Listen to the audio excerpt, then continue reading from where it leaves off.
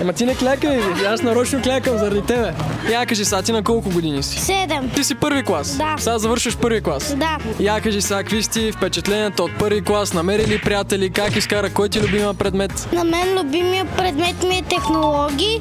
Супер изкарвам и имам едно приятелче на име Борис. Повечето деца обичат примерно физическо. Ти казваш технологии, мен това много ме изненадва.